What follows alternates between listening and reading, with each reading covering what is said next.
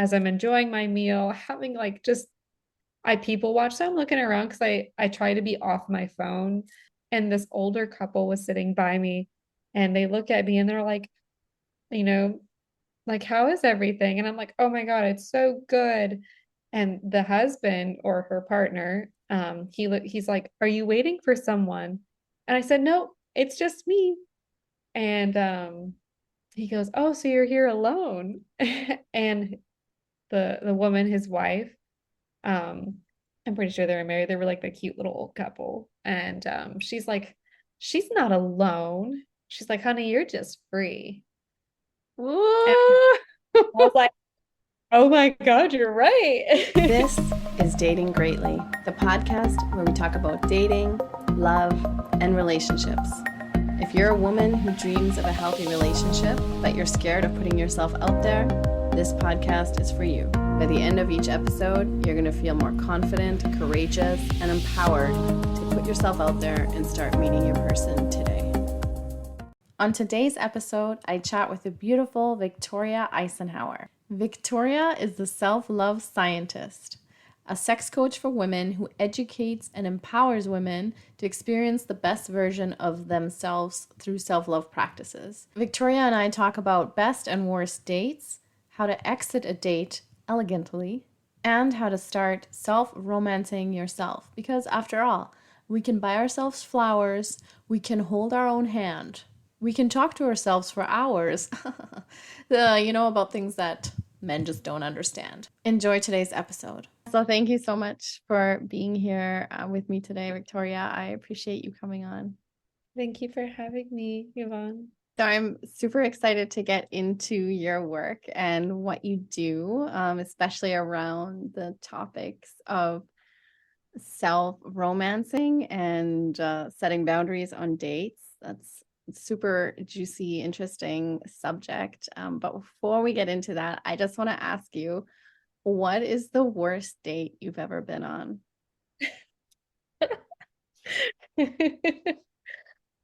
All right. I'm laughing now. I was not laughing when it happened. I was on Tinder. I matched with a man. There was like this attraction. I was drawn to him. He appeared to be confident, secure in his job, and we exchanged numbers, and I appreciate the way he communicated with me. And finally, he's like, "Yep, we're gonna meet in DC." So I drive up there, and we agreed that we would meet at a coffee shop, and the date was going to an art museum, drinking wine, and then dinner. And I was like, wow, that sounds great. I love it. So I go to the coffee shop. I can't find him. Oh. I'm looking for this like broad-shouldered man with like slacks and a shirt. And I'm like, where is this guy? I was slightly catfished. And the confident energy that was coming through our conversations was not met in person. And I I was like, okay, nope, this is fine. This is the first date. It's always like the nerves, like we'll just keep going. But you know how initially you're gonna know intuitionally, like, no. So we go to the art museum. It's very awkward conversations, and they're not even like genuinely interested. It's more like trivia. I felt like I was being not persecuted, but interrogated. Mm-hmm. And we get to the cafe to order the wine, and I'm like, okay, like this will be fine. He looks at me and he goes, "You look like you could use a glass of Sauvignon Blanc," which is a white wine. And I look at him and I said, "No, thank you. I would like a glass of Cab Sauv or Malbec, something red and like darker, heavier, medium bodied." And he just kind of looks at me with this confused look, proceeds to turn around and goes, "Two glasses of Sauvignon Blanc." And I'm Wow. like, first of all, did you not hear me and not respect what I just answered? It's one thing for I like a man to take initiative and charge, but the fact that you completely just did not. So he hands me this glass. We go sit down, and I'm like, I thought we were walking around to look at art. And he continues with these questions. Eventually we discover in these questions like, well, what do you look for in a man? What do you look for in a woman? Blah, blah, blah. And when I'm describing him, I even begin to realize that he's not checking any of my boxes. And he's like, wow, I'm none of those things. And that's okay because there's a first time for everything, right? And I'm like, oh my God. And then he tries to like hold my hand and I tell him no, thank you. I like pull my hand back and I feel that I'm intimidating him. I'm having a hard time looking at him and smiling genuinely because I'm like, I'm not anywhere anymore. And then I sit there and I think to myself, I'm like, we're supposed to have dinner. I don't think I'll make it. And Mm-hmm.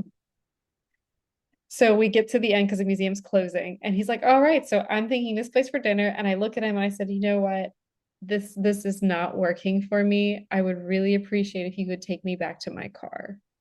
In the moment, I swear to you, like that was probably in the early, like in my early stages of discovering how I could just communicate, even if it's like I know there's a possibility that he's not gonna like what I have to say.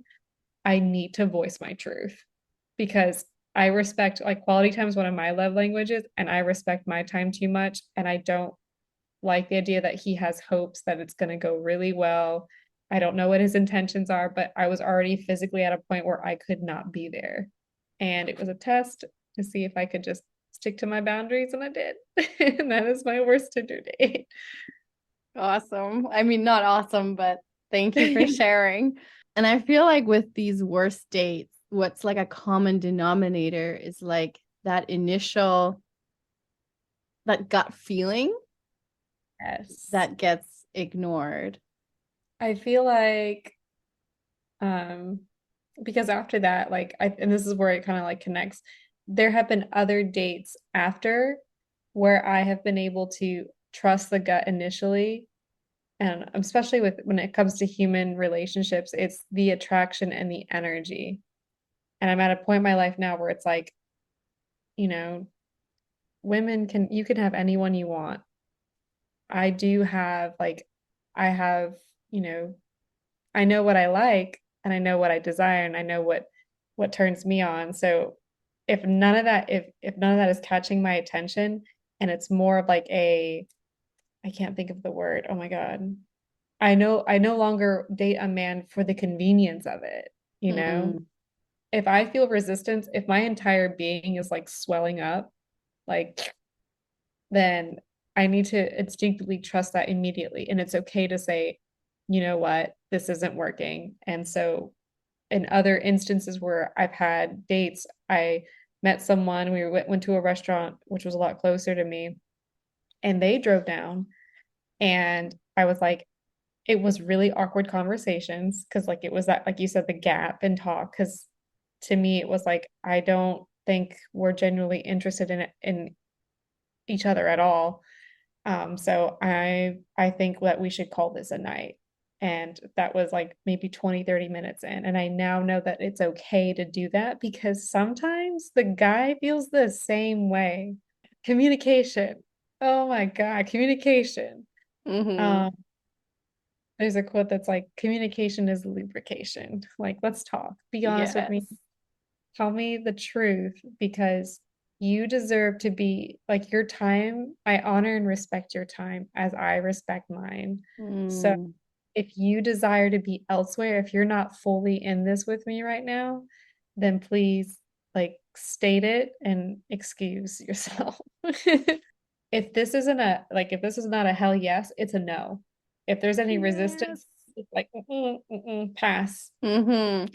You're no longer a convenience. You are an investment, a destination, a journey.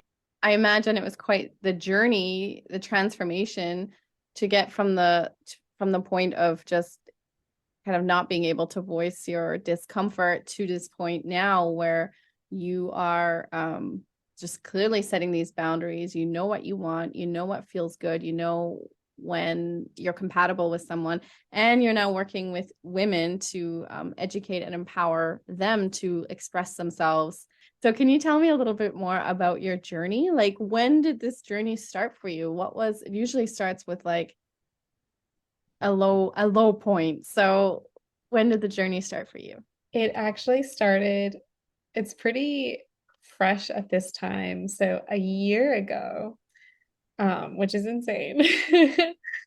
Um, so about a year ago, I was in a difficult, pivotal moment of my life. At the time, I was married. I had a house, dogs, a few jobs, and a partner. And I felt very disconnected. I felt like my health was getting worse. I was not a fan of the behaviors I was doing. Like I was literally going out to distract myself Hmm. from the emptiness I was feeling. I was sitting in my bathroom and I was just sobbing.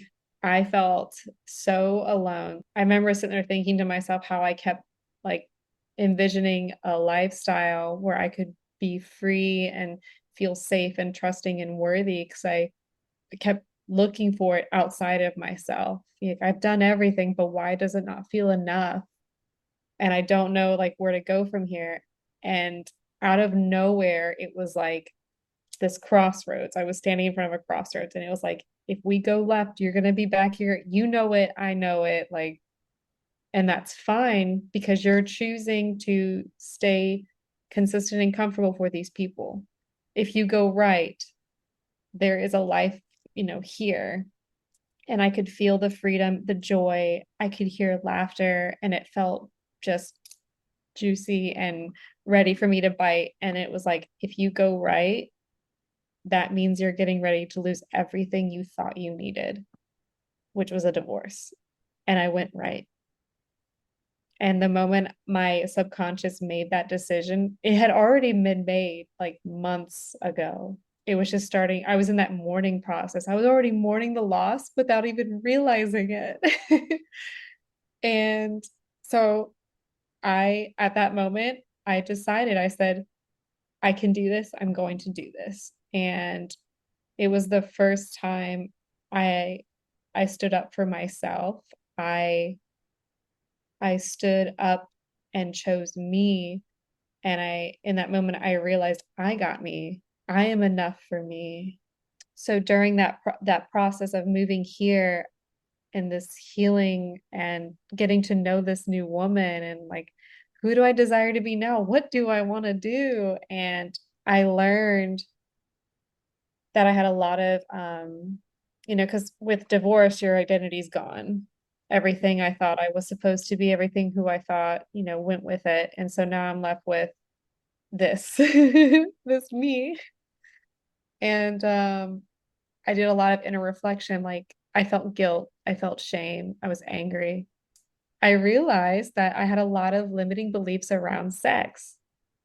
I realized that I had tried so hard to make him and his pleasure a priority, never really realizing that I had the option for my own. And I discovered that, at a young age, my vision of what sex was supposed to look like in relationships was not aligned with what I deeply desired, Hmm. you know. And so I started dating myself and I healed that. I let go of those limiting beliefs that sex was not just a one-sided thing. It's not just um women are, objects and blah, blah, blah. I went from being super self-conscious about showing up to, you know, taking my own selfies, getting a boudoir shoot. I adore women. Like I always compliment them and I'm like, "Oh my God, she's so beautiful." And I praise them and I started treating myself with the utmost respect with what I had wanted in my relationship. And when I realized I could do that for myself, it completely just blew my mind. I was like, wow, this whole time I was hoping and waiting and pushing and trying to change this other person when I really needed to just change myself and make that hard decision to start over. And with letting those beliefs go, discovering self pleasure, which unlocks a whole nother like power in a woman, I was like, I need to share this. when I got finally ready to jump into dating, which was like, I haven't dated in years. It was actually one of my girlfriends. She helped me because I'm an extrovert. So I love going out and meeting people Mm-hmm. organically, and it just wasn't working. So my girlfriend's like, just download Tinder, just try it. And so I made a profile and I can't tell you. I've got great stories. And I had I've also had some of the like really the most fun. I had some of the greatest lovers, and when I like and even in the moment and when I think about it now, I'm like I was at a point then, like even in my body, I felt safe. I was able Mm. to communicate my needs. I was treated to a standard that I had never seen before, but I had secretly desired for so long. And it was like, Wow. this is available. This is Mm. available to me. And did These you men notice? go ahead. Mm-hmm. Did you notice that right from the start? Like when you downloaded Tinder, or did it take a while? Like, how did you get to this point where you were being met with such a high standard and you got to meet these really good men that, yeah, fulfilled you in some way? Hello, lovely lady listening. Chances are that if you listen to this podcast, you're someone who's doing the work to live your best life and have the best relationships of your life. And even though you've never felt better, something is missing. You want to be able to share your life with someone, go on adventures with someone, try a new restaurant with someone, but you're also super nervous about putting yourself out there and attracting the wrong person. So you stay single and you seriously ponder becoming a crazy cat lady. Wholehearted Love is a one-on-one coaching program where we work together to get you open and ready to attract a loving relationship. This program is a heart-centered, transformative journey to love, and it will help you identify and rewrite limiting beliefs that you have so you can learn to trust yourself and others. It will help you get crystal clear about your actual wants and desires so you attract nothing but. And the program will help you manifest your ideal partner and relationship energetically, physically, and spiritually. To find out more and to see if this program is a fit for you, send me a DM on Instagram at Life Coach Yvonne or click on the link to my website in the show notes. Thanks for listening and enjoy the rest of the episode. It happened quick, to be honest. One of the first guys I actually met with, like my first like quote date, Mm-hmm.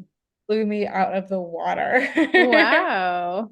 Like he was hot, he was attentive, and he I remember feeling like this is too good, you know? And I remember like just being with him and like at one point he was cooking dinner and I was like, "Yeah, let me help." He's like, "No." He's like, "Have a seat. I'm gonna get you a glass of wine and I just want you to keep looking beautiful and put on whatever you want to watch and I'm gonna cook." And I'm like, "I'm sorry, what? What is this?" I had been in my masculine for so long, I didn't know what it was like to be with someone to allow me to be in my feminine. So now Mm-hmm. that is something I desire in dating, partnerships, Yes. anything like that. For women that have been in their masculine, I can identify with that as well. To tap into the feminine and let go, there has to be that element of safety with a person. So Mhm. you were attracting partners that felt safe. What do you think the key was to that? I think the key to attract a partner where I felt safe was having the confidence in myself to start dating Mm-hmm. and also trusting myself to know um I want to say it's because there's fear. Mm-hmm. There's fear in not just dating, but even like when you like want to do something new, you have to trust yourself that, is this sustainable? Is it ecological? Is this, are you jumping off a bridge or are you going to a new coffee shop? I think being able to attract a partner where you felt safe is because you trusted yourself. You learned to trust. Mm-hmm. Like you don't go out. I didn't ask my girlfriend like, should I go out with this guy? No, I did that on my own. Mm. And that Yes. builds that confidence and Yes.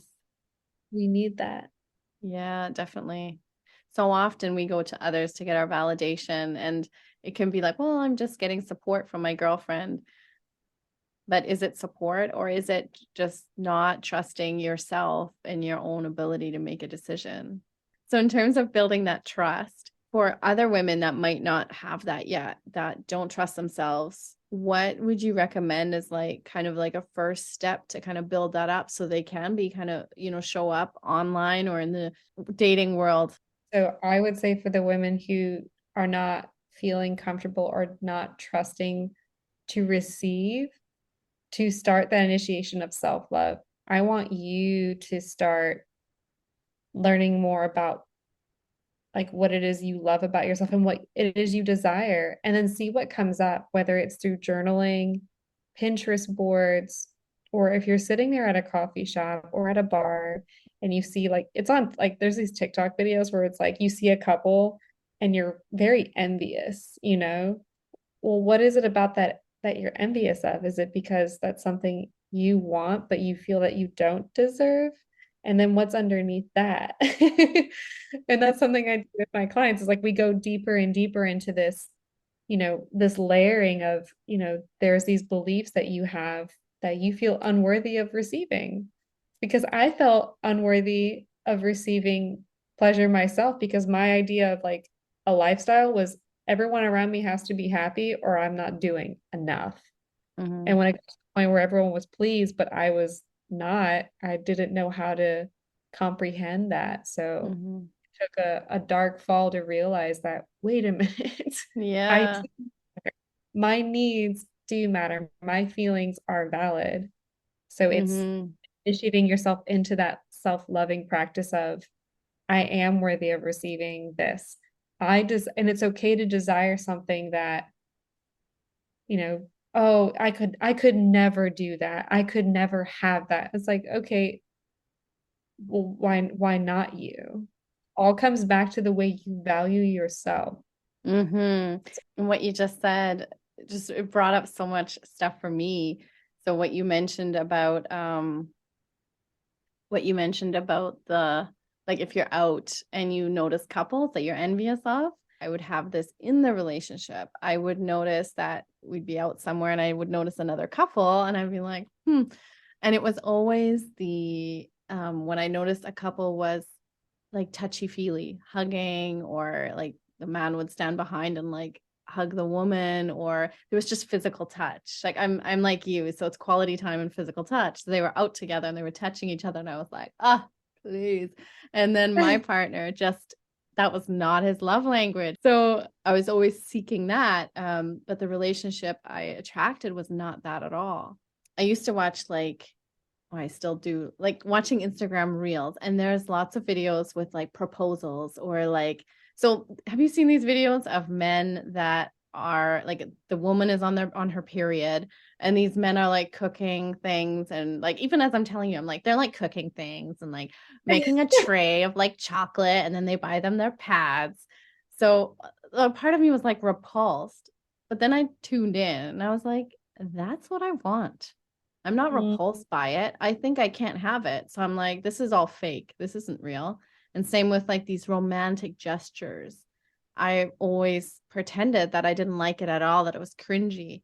No, that's what I desire. And there's still a part of me that believes that she can't get that. mm. So yeah, it's about really unpacking the stuff. Yeah, like what do you really want, but you actually don't feel you deserve it. I feel you. I hear you so much. Like that was me. My girlfriend's like, let's watch a chick flick. I was like, ew, no, I don't want to watch that. Because like I secretly craved and desired romance. A year ago, I would tell you I'm a hopeless romantic. Now I tell people I'm a hopeful romantic because Mm. I romance myself now. Like I take myself out to dinner. I went to a jazz thing last weekend. I'm gonna go to a hockey game this weekend. Like just doing that and indulging myself, dressing up and wooing this woman is how I'm going to be able to draw in that partner. And then when I had these dates, like I went to some really nice restaurants, I went to this really nice Airbnb, and like the way I was able to surrender, I was like, but before I would be like, ugh, the romance is so corny. Yes. You know what? For years, I avoided watching The Notebook. I'm like, no, I'm not going to watch that. So literally, I watched The Notebook about 3 nights ago for the first time with my girlfriend, and it's like the best movie ever. And same thing. Like, I think I avoided it because that's what I want. So now Mm. I just embraced it. I was like, yes, this love is like this is good love. So when you talk about that's interesting. So you're pretty much like manifesting that kind of love, that kind of romance, that kind of high value man partner by mirroring almost what you want that partner to do. So you're taking yourself out to these fancy restaurants, to like a beautiful Airbnb, doing fun things. So that, yeah, that makes so much sense. So you go to these places, you do this on your own by yourself. Before I was on the apps, I was doing these things, like taking myself out on these dates. And then I recently took a break from the dating apps because I was like, I can't, like, not right now, because they can be very energy draining. Mm-hmm. And so when I did that, I remembered, I was like, oh, that's right.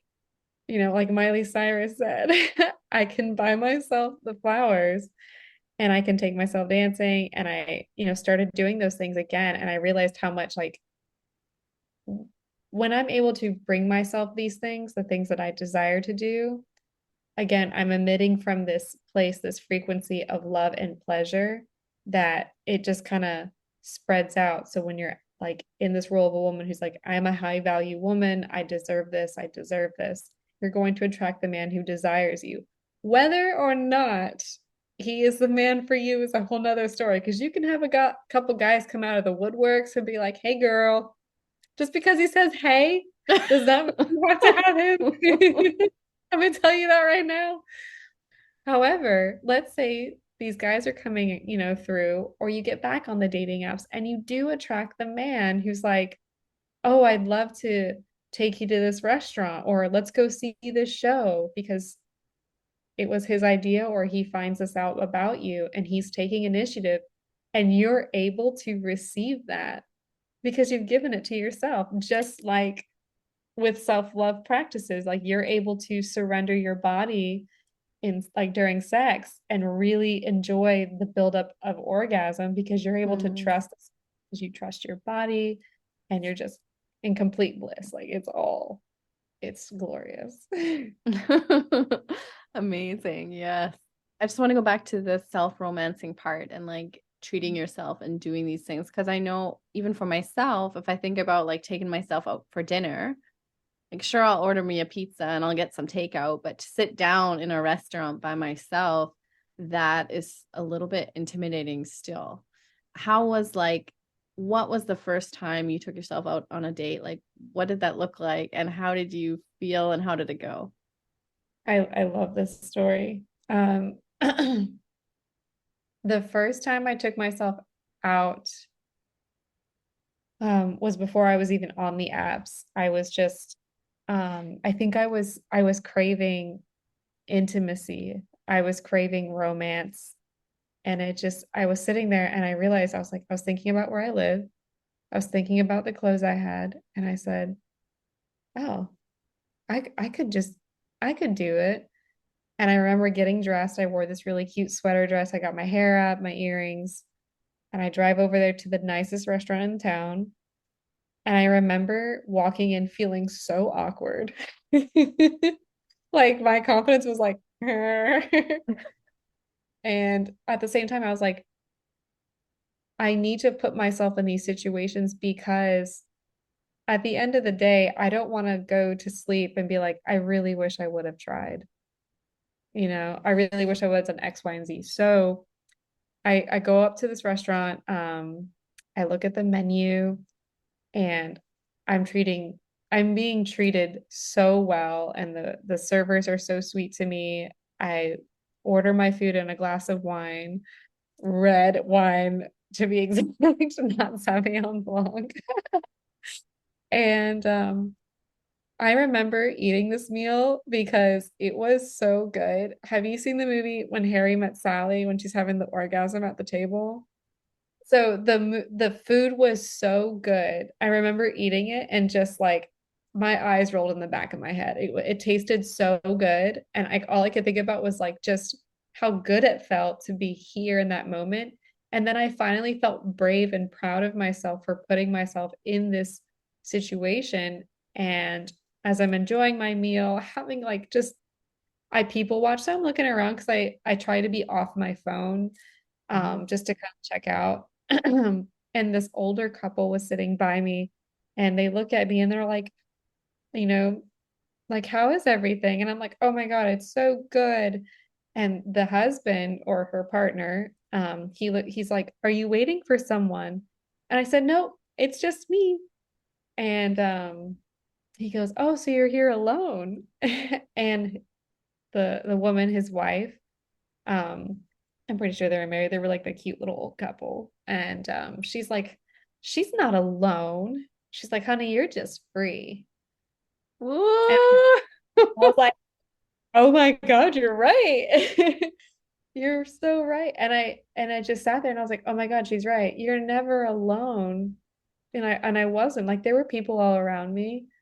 Ever since they said that to me, I've been able to go out even more on my own and just give myself that experience of like this this whole experience tastes good, you know. I am a whole like ladies, you are a whole you're a five-course meal, you know what I mean? You're not just the apps, you're not just the salad, you are all of it with the champagne. Like making those experiences for yourself count.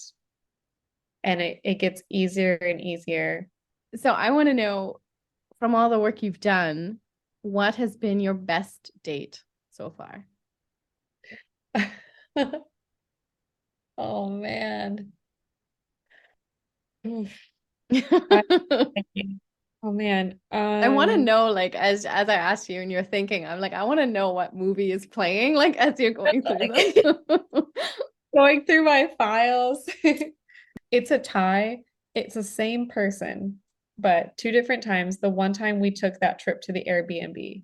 Hmm. I like that in itself, the whole weekend was like a big date, but just the way I felt that entire time, I felt like a queen. And he was so sweet, so handsome. He had the most beautiful eyes. And he spoke in Italian too. He Bonus. moved. He moved.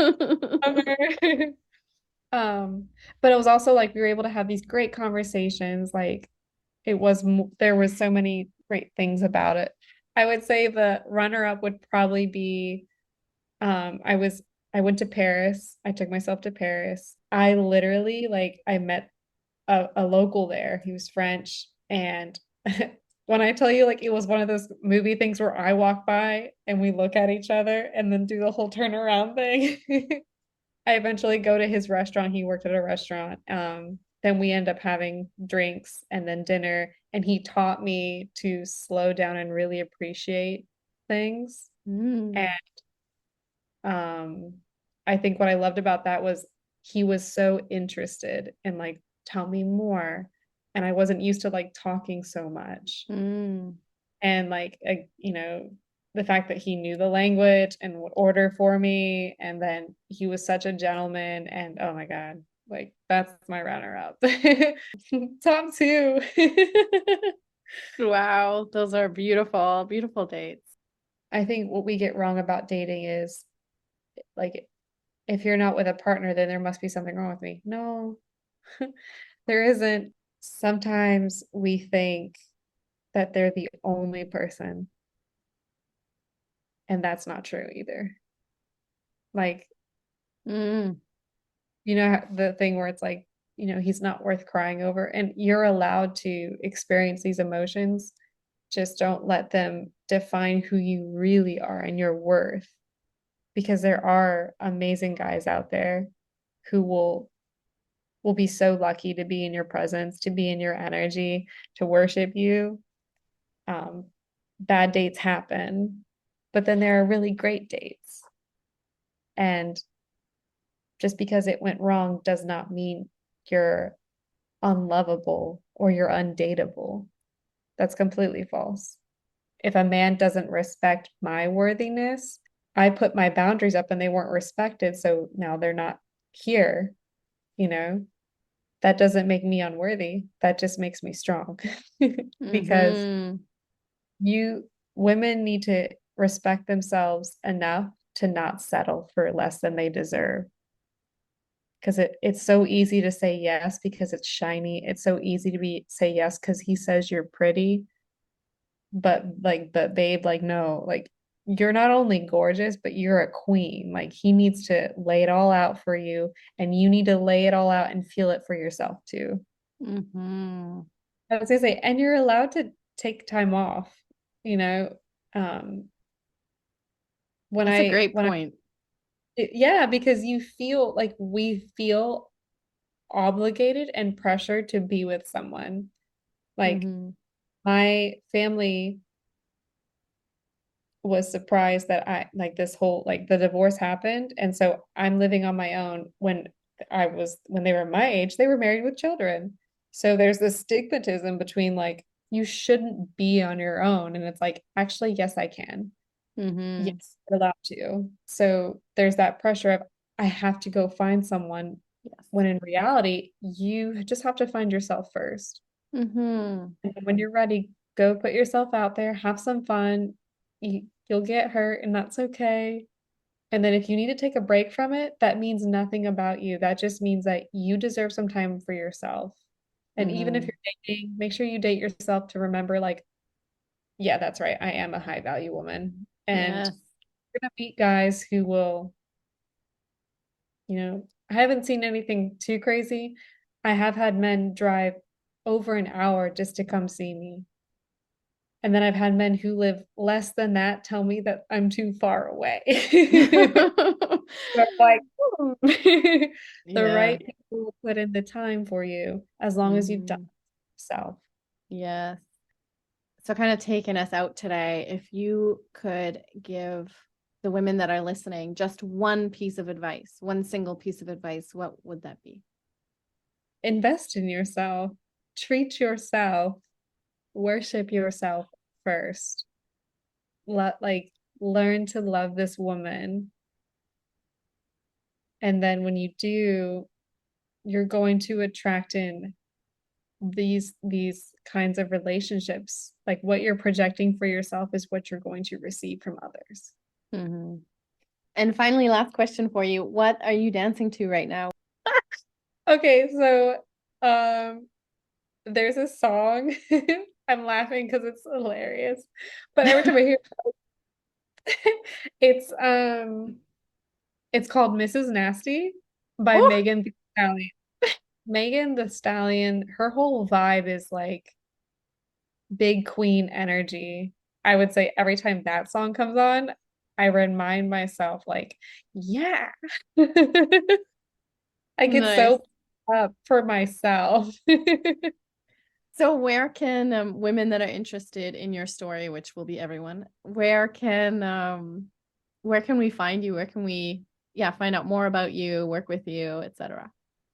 Yes, I'm on Instagram at Victoria underscore Icenhower, and that's ICE, N as in Nancy, HOWER. I'm also on Facebook with Victoria Icenhower Lotus Lifestyle. And then you can email me, victoria.lotuslifestyle@gmail.com. Instagram and Facebook have the links to that go to my baby website.